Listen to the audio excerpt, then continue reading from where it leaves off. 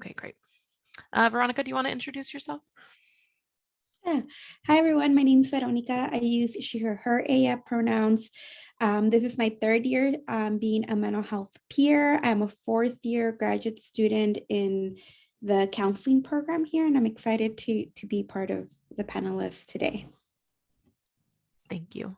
Vic, go ahead. Hi, everyone. I'm Vic. I use she, her pronouns, and this is my third year being a mental health peer as well. I'm currently a fourth year double majoring in psych and brain sciences and linguistics. And I'm really excited to be here to answer y'all's questions and to talk more about the program. Jocelyn? Hello, everyone. This is actually my first and last year as a mental health peer. I'm a fourth year, also psych and brain sciences, and I'm happy to be here. And Margot? Hi, my name is Margot. I use she, her pronouns. This is also my first and last year being a mental health peer. I'm a fourth year psych and brain sciences major with an applied psych minor. And I'm really excited to answer anyone's questions. Awesome. Thank you so much. For those of you who are attending, you are welcome to put questions into the Q&A box that you see down there, or wait until the end and we will also address questions at that point as well. All right, let's get started. Just want to make sure, can everyone see the screen well, the presentation? Awesome, great, thanks.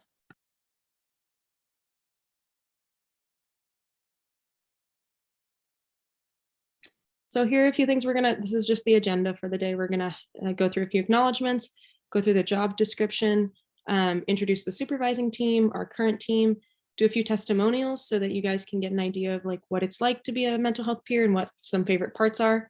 Talk about the application and then some important dates for the application and being a mental health peer in general. So we wanted to put this land acknowledgement in. The campus is located on Indigenous land, and recognizing the traditional custodians of the land, we share the statement to educate and pay respect for the Chumash people, the history and the culture of the community, and all Native Americans as America's first people. We want to pay respect to the elders, past and present, and future, for they hold the memories, traditions, and culture of this area, which has become a place of learning for people all over the world. COVID-19. I don't know if Gladys, you want to talk about this? I can do it as well. Sure, thanks, Margot. Yeah, so just so you all know, info sessions in these times have been quite difficult because there are so many answers that start with "it depends." So we wanted to put this in here. Margot typed this up, and I really appreciated just sort of putting it out there and being transparent about the fact that we will need potential peers to be very flexible in terms of what training will look like in the fall, what the job will look like in the fall. Even just this year, we've had points where we've planned to return back in person or to have programming happening, and we've had to pivot very, very last minute. So just asking for your understanding. One thing that I will point out is that even if this the campus goes to no masks in the spring, CAPS is still considered a health center. And so we will continue to require masks within the CAPS building spaces, including the mental health peer space. And it is to be determined what that will mean for the fall. So just keep that in mind, that we may be requiring masks for longer than the rest of campus will be. So we appreciate your flexibility, and I'm happy to answer questions about this as we go through the process and as we go through the actual interviewing process. But just know that I may not have all of the answers for your questions. Thank you, Gladys. Definitely, yes, very important to keep in mind for potential peers. So job description, what do mental health peers do? So there's a lot of things we do, but I've highlighted the four main ones. First, we have outreach. Well, it's not first, it's just another part. Outreach, where mental health peers pick groups that they want to focus programming around the needs of that group. So my personal outreach groups are the LGBTQ+ population and international students. I'm originally from Belgium, so I have that international experience, and I identify as bisexual. So I kind of wanted to work with groups that I had a bit of experience in, but you totally don't have to be affiliated with a group in order to want to focus on them as outreach there's a lot of different options, and it's a really cool way to engage with different parts of the community on campus. There's the school anxiety program. These are 3 one-on-one sessions using CBT for those struggling with anxiety specific to academics. This is probably the closest to traditional counseling that we get to as mental health peers who are not licensed in any way, shape, or form. It's not therapy by any means. It's more like a workshop with one other person where we go through some stress management tools, anxiety management tools, cognitive restructurings, and different things that have to do with cognitive behavioral therapy as a whole. I love doing this. I'm pretty sure the rest of my mental health peers also love school anxiety program. You get to know people like pretty well, and I don't know, I feel like it's a really good way to help someone and feel like you're making a difference, which is really cool. And then we have workshops. Workshops are super fun. This is presentations on different topics surrounding mental health delivered to a wide variety of organizations. And you get to come up with the topics most of the time. Sometimes organizations come with requests for topics like imposter syndrome or microaggressions or general stress during midterms. And so we make workshops around that. Whereas other times, for example, based on your outreach group, you'll make a presentation on, I did a presentation on with my coworker, Chris, on mental health in the LGBTQ+ community. And I specifically did a section on the BI+ community and what mental health looks like for them. And you get to teach people about topics surrounding mental health that aren't necessarily talked about in every day if you're not in like a psych class. So I really love workshops. It's great practice for public speaking as well. And I really recommend it. And then the in-person office duties, I don't know as well. So I was wondering if someone who was here when campus was on person wants to elaborate more on that. I can go first. Hi, y'all. So for in-person office duties, they do include like the massage chair. So in the mental health care space, there are 4 massage chairs, and I'm not sure if we're going to open them during spring. I think it's still like to be determined. But when we are in person, these massage chairs are free and accessible to all UCSD students. So while you're in the office space, you're basically just, waiting there in the office, and students will come up to you and they'll, ask like, oh, like, can I sign up to, get a massage chair? So then we'll just take their access card, scan them in, and, if there's a chair available, we'll put them in the chair right away. If not, then they just have to wait until like the next chair is available. So these chairs are on 15-minute intervals, and they're free to everyone, and you can use them whenever the space is open. We also have an egg chair. So the egg chair, I believe like it blocks that like outer noise, and it blocks like the alpha waves. So it helps to put you like in that state of mind, like right before you fall asleep. Some people have fallen asleep or taken naps in our egg chair before, and that's completely okay. Yeah, if you want to take a nap like in between classes, it's just a good spot to come to and to take that nap. We also have like a little TV monitor inside the space. So then, if you want to hear like ocean waves in the background or birds chirping, that's an option as well. If not, then you can just take a nap in the egg chair. Other duties include making sure that the space is kept like clean. So we do have like coloring books in the space. So as you're waiting, or if you want to just stop by and like, do some coloring to de-stress, you can do that. So we make sure like those are stocked and that there's pencils there, or colored pencils. We also had like a mini food pantry inside. So if you wanted to stop by and pick up like a piece of fruit or like some other sort of snack that we have, you can totally do that as well. We would make like little flyers as well, like little guides on like, how to de-stress, ways to cope. So we keep like that information like on tables inside the space, and we just make sure that that information is updated and available. And yeah, that's what I have for in-person office duties. I don't know, Veronica, if you want to add on to it.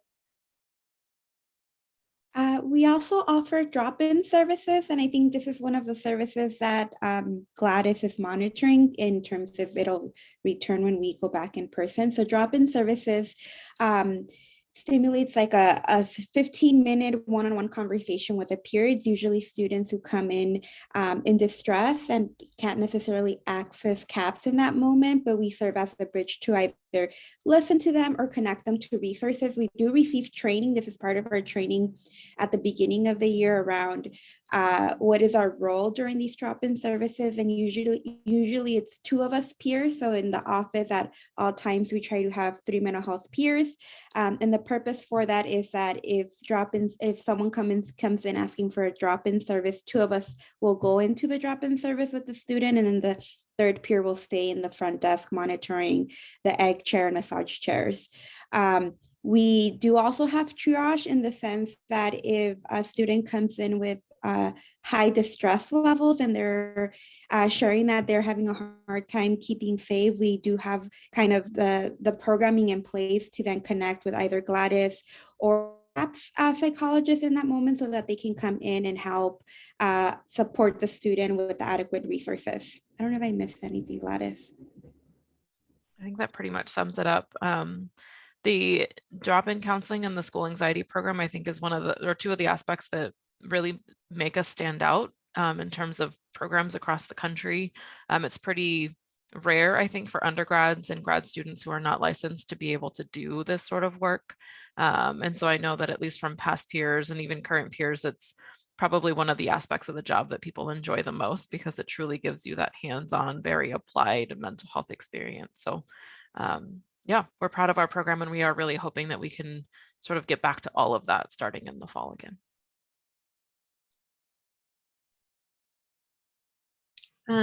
Thank you so much, guys. I really wish I'd been there in person to join and do all those things too, because that sounds like it was super rewarding.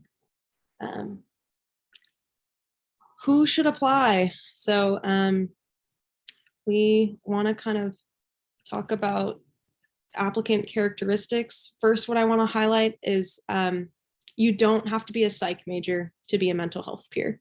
There's a lot of value that comes from being from a different like educational background. You can be an engineering student or a history major, anything. Like you do not have to be psych or soc in order to be a mental health peer. And it's graduate and undergraduates. If Veronica, if you want to talk more about being a graduate as a mental health peer. Yeah, so this position opened 3 years ago when I applied for it. It's geared for graduate students in the sense that just like Margot was talking about at the beginning, where we get to have specific groups that we tailor programming for. As a graduate student, you get to tailor programming for graduate students. So we offer the same resources and same presentations, but then we add what the experience is like from a graduate level. So for example, when we talk about imposter syndrome, we talk about imposter syndrome in relation to graduate students experiencing higher levels of depression and anxiety than the like the overall national population, and the impacts that come with being part of a graduate program and the demands that come with that. So it's been really exciting to serve as a graduate student, but also implement programming related to well-being and mental health through the mental health peer program. And then I feel like it kind of goes without saying, as a mental health peer, there's like this passion for helping others, strengthening the mental well-being of like UCSB as a whole.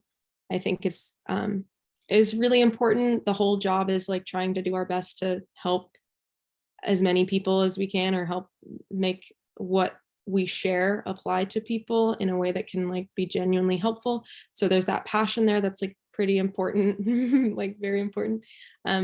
And then the personality piece too.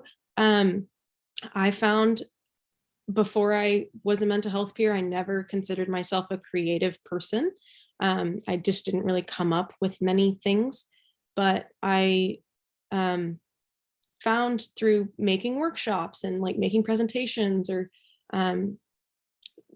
programming for outreach groups that there is this element of creativity that isn't your classic like arts and crafts type things. It's something I hadn't considered was creativity, and it's more so like finding new ways to reach people and help people within our scope of the information that we know. We're not licensed, obviously. So whatever information we can come with. So there's that creativity piece of coming up with programming and things you want to do for outreach groups. There's also this piece of being able to be comfortable speaking to others. You don't have to be the most extroverted person in the world to be a mental health peer at all. I think there's a lot of value in actually maybe being an introvert and being able to connect with people on that level and say, like, yes, I totally understand what it's like to not want to be talking to people 24/7 and needing alone time. How can I share that experience with you in a way that's like helpful, or like, how can I make programming that is understandable to people who aren't the most extroverted people in the world. So there's this, you do have to be comfortable speaking to others, but you do not have to be the most, extroverted. This is also, and we can talk about this later in the application process, but this also comes up in the group interview part.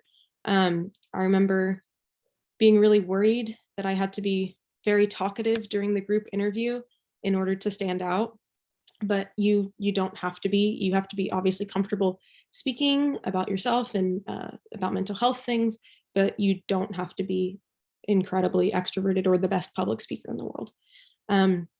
Willing to grow, you learn so much as a mental health peer, so much like mental health information, how the school works, like how different departments work with each other and talk to each other and do programming together.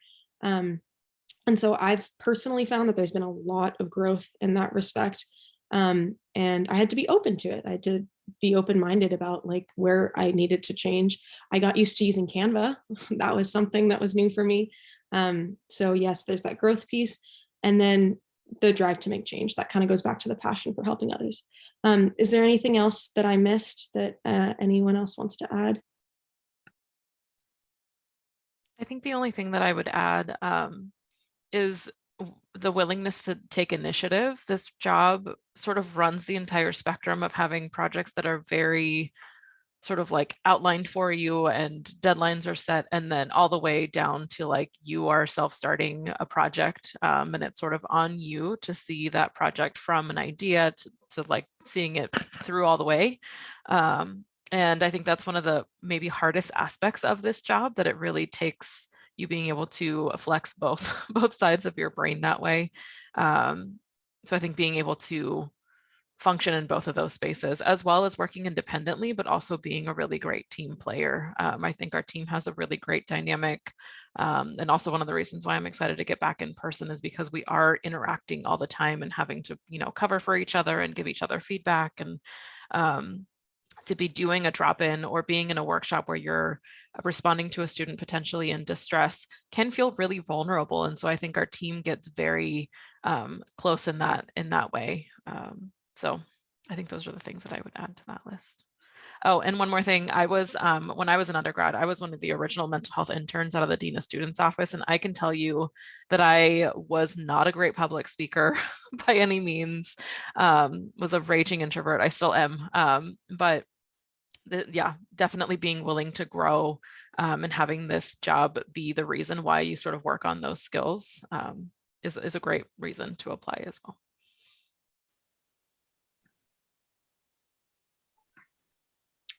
So this is our supervising team. I love everyone on this team.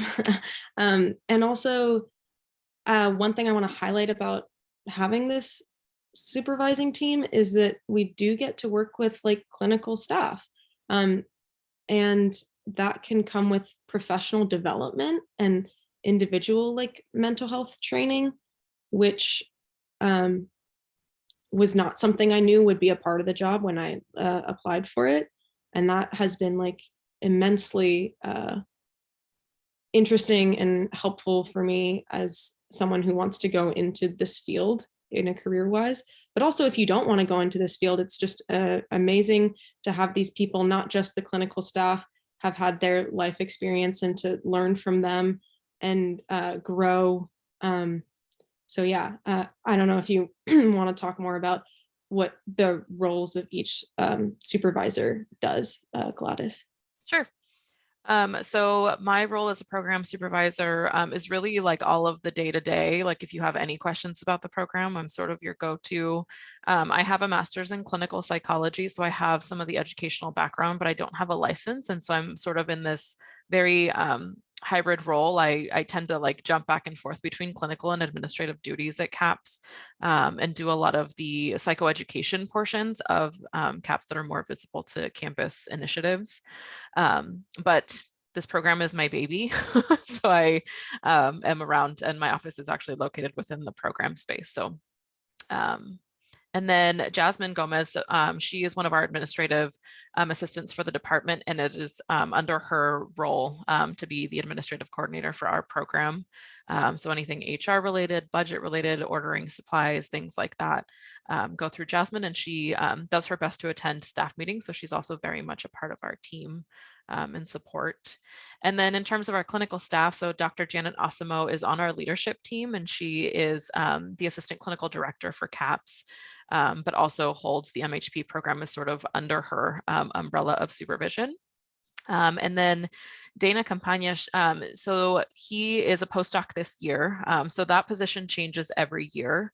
So we will get a new postdoc in the fall, but we are a training facility or a training center in terms of the whole process of becoming a psychologist. And so we are an APA accredited training space, and we have trainees at every level, and part of the postdoc responsibilities for one of them is to take on some of the clinical supervision of the program. So we will see who we get in the fall, but it's always really fun to have them be involved, to have them be such a direct support to the peer program. And they also are the ones who run a lot of our professional development in terms of like counseling skills. So that is who our sort of like official supervision team is, but peers are very much counted as being part of CAPS staff. So whenever we can involve students, whether we're hiring or staff and we're inviting peers to be in that space, or they're on our advisory council, or they're invited to other opportunities across the division to represent CAPS in the MHP program. Thank you so much. And I just want to like also say like, thank you, Gladys, for everything that you do. She is our like go-to person always. I don't think I'd be able to achieve half of the things, more than any of the things that I've been able to do as a mental health peer if it were not for Gladys. The program is her baby, and it would be nowhere without her. So thank you so much for everything that you do. I've learned so much from you, and yeah, I look forward to working with Gladys because it truly is an amazing experience. Thank you, Margo. So now we'll move on to what current mental health peers have to say. This is our team for 2021 to 2022 year. Not everyone here could make it, but for those who were able to be here, I'd love to hear your favorite part of being a mental health peer, maybe a challenge that you had to overcome.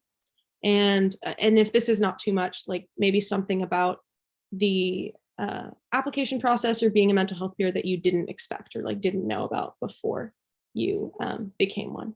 And if you don't want to answer all three as well, we can just pick one and go with whatever works.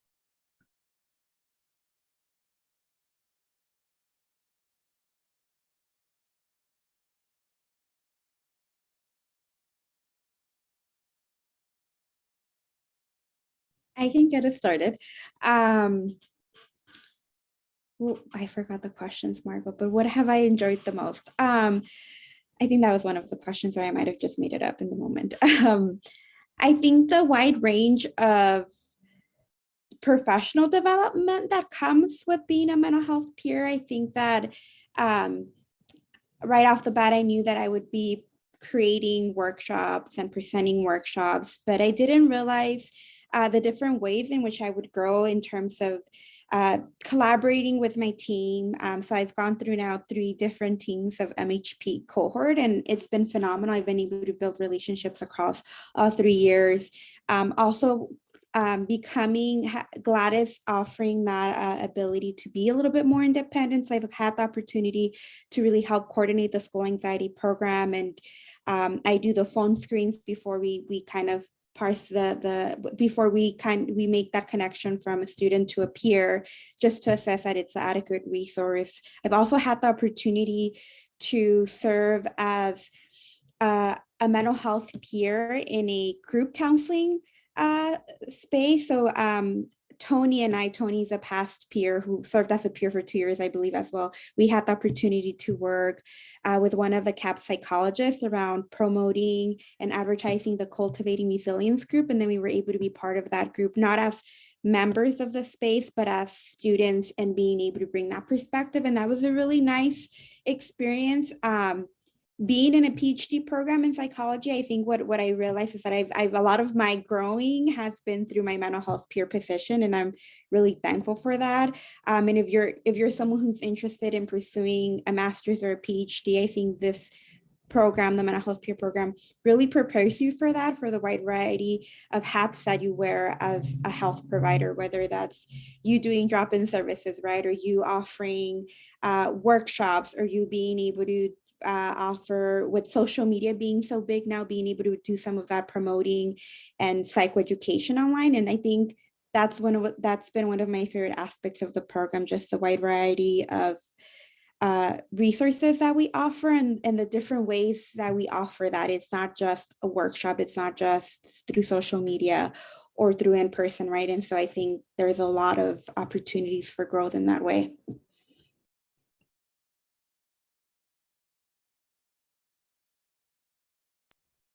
Go next.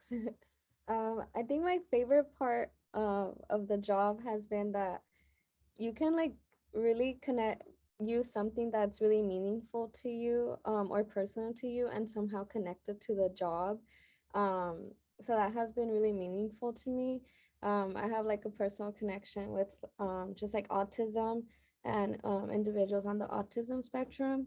And actually with Vic, we have created an outreach group where we're really trying to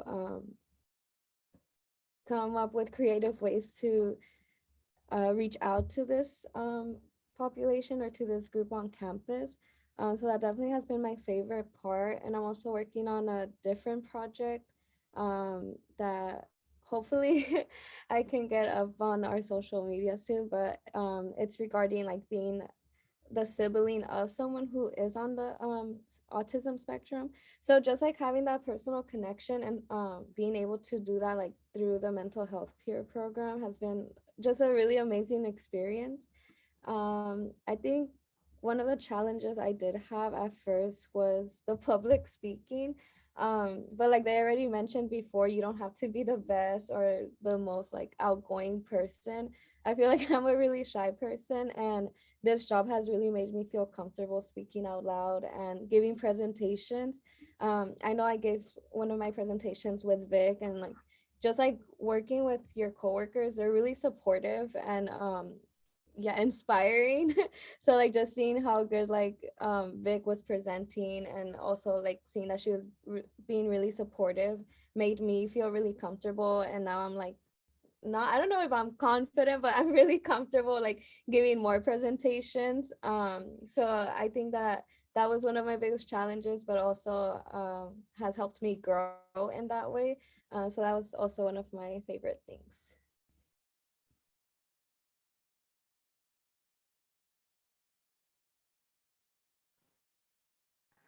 Hi. Thank you, Jocelyn.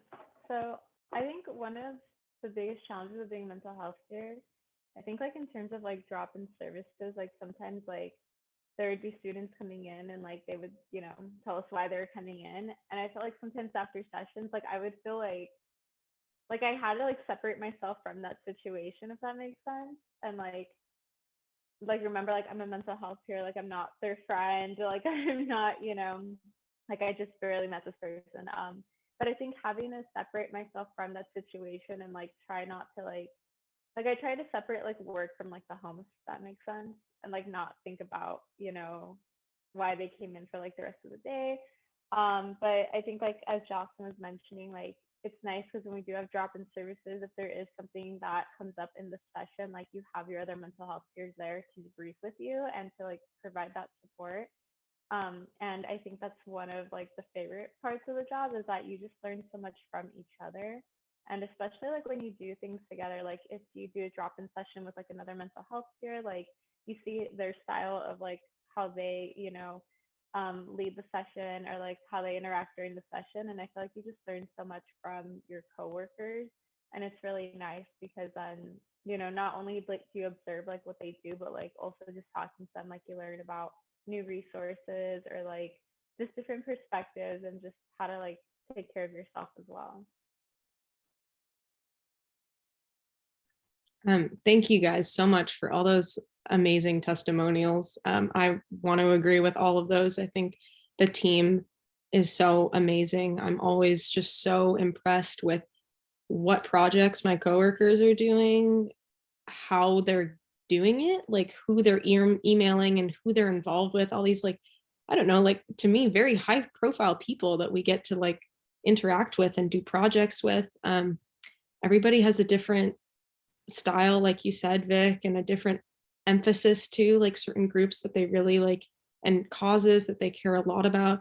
And you learn so much, like you learn so much about like mental health issues across the board and people's relations to them. I think one thing that was my biggest challenge, and something I didn't know about either, was that whole initiative piece. When I first became a mental health peer, I think I definitely struggled with imposter syndrome because I was like, wow, I have never started a project myself and tried to follow through and do programming for a university. Like that's just a lot of, that sounds way out of my my experience field, and I feel like I could never do that.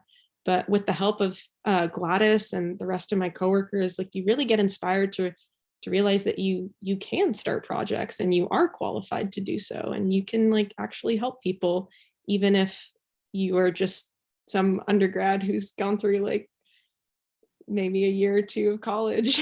So yeah, I've just had an amazing time, and I'm really thankful for everyone on the team for that as well. Anything else from anyone?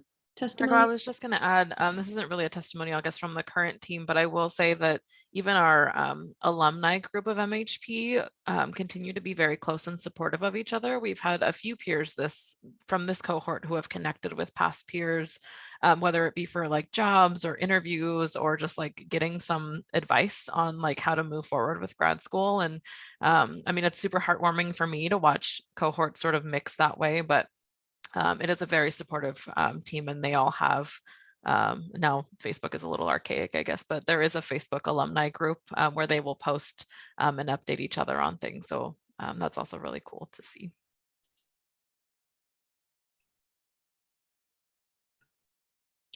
So now we'll move into the application. So I'm pretty sure, is it posted anywhere other than Handshake, or is it just Handshake? It's just on Handshake. I think the information might be on our website, but I can go through some of this. So the resume, we've already gotten a couple of questions about whether or not you can have someone from high school write your letter.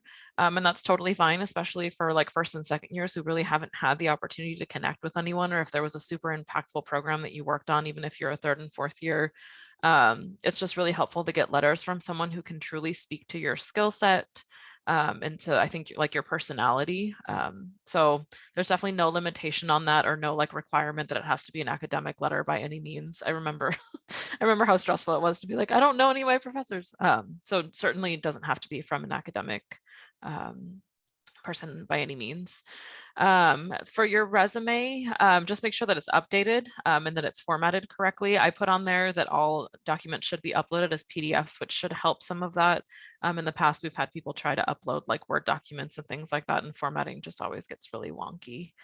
And then for the basic info and short answers, all of those are outlined in the information of the application. I'll double check to see if those are on our website, but they're all meant to be short answers. So there is a word limit on there, but putting all of those into one document and then saving as a PDF and uploading is the best way to go. One thing about Handshake is that they do not allow us to change the name of the documents that need to be updated. So I think, or uploaded. So I think that there is a a document name that says cover letter. We do not require a cover letter. We just needed 3 spots on there to upload the 3 different documents. So as long as you have these 3 documents that are outlined in the information, you are good to go. So any questions about that, you're welcome to put them into the chat. But that's sort of the basics of it all.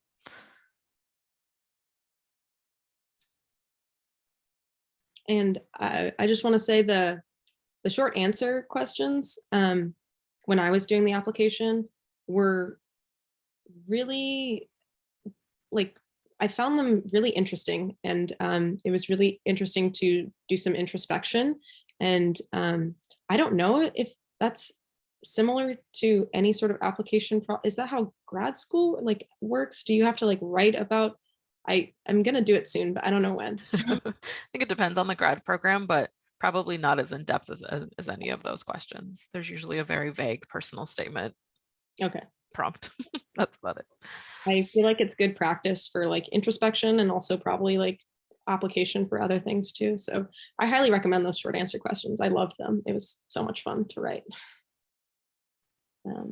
Any questions? None so far. Okay. Well, if there's no more questions on that, we're going to move on to important dates. So the application is due April 1st at 5 p.m. That's on the Handshake website. And then Gladys, if you want to talk more about what happens after. Yeah, so our team will review applications. We typically have at least 2 or 3 people read each application, and so they're definitely not just reviewed by like one person. And then we will make selections for group interview invitations. Group interviews as of right now are to be determined in terms of location. We are talking about maybe doing a few group interviews in person and then offering one on Zoom for people who may be immunocompromised or just have some concerns about being back in person. So to be determined, but those are tentatively scheduled to be happening during week 5. So you will get hopefully plenty of notice for that, but be able to attend the group interview is definitely part of the process that you'd need to be there if you're being invited. And then after group interviews, our team will get together and make selections for individual interviews. So if you're being invited to an individual interview, you will hear from me about that. And those are scheduled while our current mental health peers attend the group interviews. The individual interviews are just with me and typically 1 or 2 other people from our supervision team. So typically Janet will be there, and then we will see if Dana can make some of those. Dana's schedule is very, very full. And then after that, we will make selections for mental health peers. Our goal is to make those offers to students before the end of spring. And then we will plan mandatory training during the summer, and we'll be in touch during the summer about what hiring will look like, official hiring, paperwork, and things like that. And then historically, we've had a full 40-hour week of training the entire full week before classes start. So I believe this fall, it's September 12th through the 16th. Again, I cannot confirm that right now until we know what COVID life is going to look like in the fall. But what we have done in the past couple of years is that we've extended training into the rest of September, so all of September, and we've sent out some of those being asynchronous or being able to complete some of those more like HR type of online trainings ahead of time. And then we do a lot of the rest of our training during that week before classes start. Okay, I think that's all on the dates.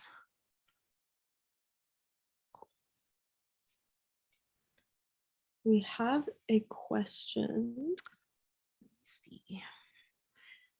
Okay, so someone's a transfer student wanting to gain experience in the field. What are some other ways they can stand out on the application?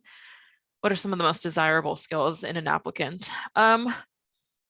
I think being able to, I know this is hard to do on paper, but being as genuine as possible and really just being yourself is probably the thing that counts the most to me in interviews, which is why, being the most extroverted or like fighting for like being able to speak in interviews and things like that.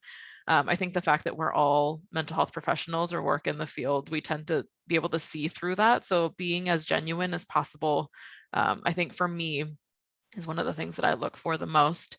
In terms of skills within the actual field, I mean, we've had peers who have come in who have had a ton of experience, have been, chat supporters on like mental health crisis lines. They've like developed peer programs in their high schools and everything like that.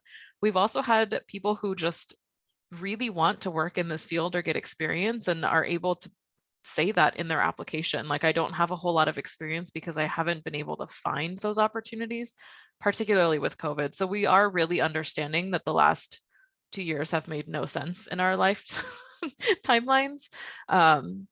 So I don't know that that's helpful. But I just know that we're not expecting you to be a mental health professional coming into this job or having all of the experience in the world. I think highlighting the things that you do well. There's also a portion of the application that we've added this year, and it's asking about other skills you might have that would be great to bring onto the program. So if you have some skills with, audio or visual editing or graphic design, or you're just like really great at organizing and have the skills of having, like worked in an office, or you've worked in fast food and are really good about like flexibility and like having a fast paced job, highlight any of those things. And then obviously in terms of diversity, if you have anything that you can bring to the team in terms of like other languages spoken, cultural aspects or identity aspects of you that you want to highlight for us, any of that is great to put into your application.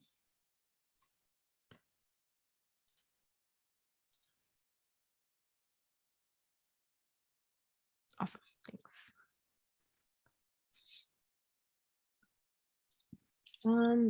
All right. Well, this is the question piece. So if there are any more questions about anything we've talked about today or things that we haven't talked about, please don't hesitate to ask.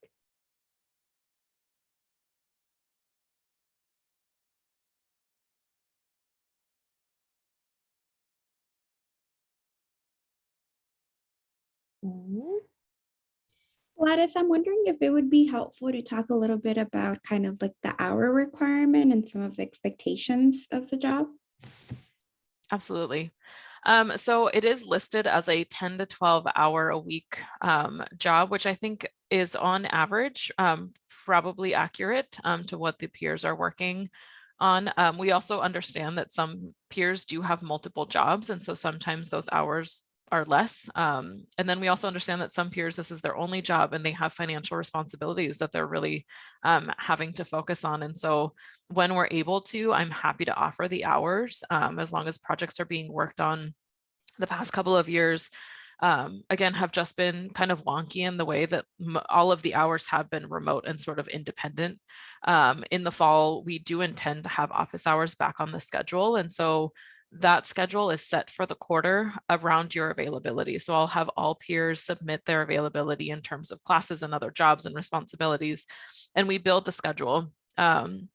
Our goal is to be open from 9 to 4 every day, Monday through Friday. But again, that will just depend on availability of schedules, and we will manage with what we have. But just know that in the fall, our expectation will be that some of the hours are in the office while you're also working on projects out of the office. So again, that's sort of like both sides of the spectrum type of scheduling comes up in that.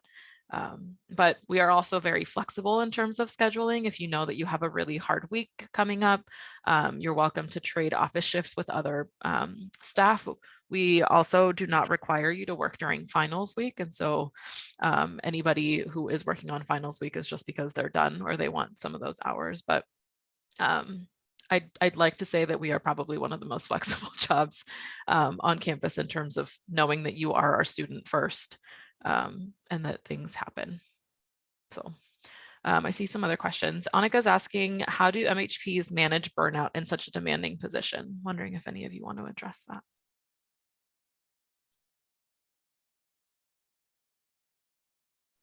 I can go first. Personally, I don't think I've ever felt burnout from this job.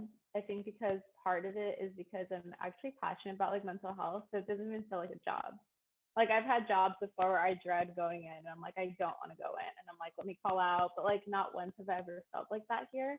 I think because when I go in, like I'm always learning something new, like whether that's looking up, you know, like researching topics for like my outreach groups, or if I'm collaborating with another mental health peer on something, like it's always doing something that's enjoyable and something that I'm generally passionate about. So it makes it feel like not like it's not a job.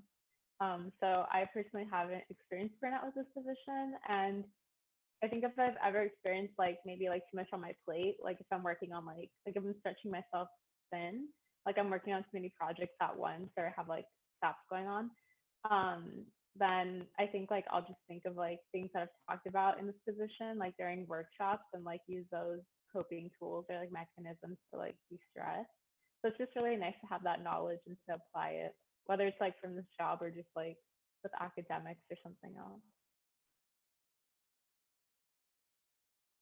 We also have weekly staff meetings where we kind of check in how we're doing personally and professionally. And I think Gladys is really good about is kind of establishing a culture around just being honest with each other around how we're doing in relation to the position, but just like the recognition that we're students, and beyond students, we're family members or partners, or we're part of a community. And I think that helps mitigate moments of stress and moments of burnout. When I have been really stressed or have experienced burnout, like this at the beginning of this quarter, I was going through an intense process for my program, and I was able to share that with the peers. And I was able to, there was weeks where I worked my consistent hours, and weeks where I had to reschedule, or I would check in with Gladys. And so Gladys is really good about creating that kind of culture and environment around the recognition that life sometimes happens, and that sometimes we might not be able to show at our 100, but the expectation is not to put on this mask.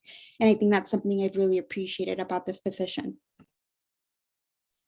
Thanks, Veronica. Yeah, I was going to ask or add that I think especially when we were in person doing drop-in counseling, I see it as my role to make sure that you all are okay enough to be supporting other people. And so our bi-weekly every other week. Anyway, every other week I meet once with each peer one-on-one. And while those aren't meant to be sort of like completely personal, I think that that ends up being what happens, where it's very much a mix of professional and personal check-ins. And it's really nice when peers trust me enough to say, like, I don't know that I can handle a drop-in this week about relationships because I'm going through a breakup, or like I've had a really hard time at home with my parents. So if a drop-in comes in and they're talking about, parental pressure or something like that, I may need to step out. And I truly see that as exercising that, or being able to like exercise that muscle and that skill, because that's huge for being able to work in the mental health field. To know where you're at, I think is like half the battle. So to be able to practice that and truly sort of like embody what self-care should be is something that we're all striving for in this program, which, can be hard, but I'd like to say we try. Okay. I did want to address, I answered it in the chat, but training won't go throughout the summer. If we do have any training in, I guess that is considered summer, but if any of the training does happen at the beginning of September, that will all be remote and likely asynchronous. So even if you're going to still be like in classes or not here, that's totally fine. And then what we are planning for is that entire week of classes the week before classes start, which is the 12th to the 16th. I know people have questions about housing during that week, especially if you live in housing, but we can sort of address those questions when we get there, if that becomes an issue. Any other questions?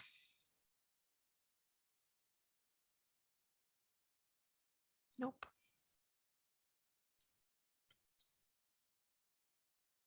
All right. Okay. So, yeah, contact us if you have questions. And generally, if you want to know more about the program as a whole, our Instagram is active and awesome. So definitely check it out. Come check out some of the workshops, or, any of what we do. Please it really gives you a good idea of like what we do, and maybe you can gain something from it too. They're all really great workshops and really great Instagram posts. And we have a Facebook too. I haven't spent much time on it, but it's there.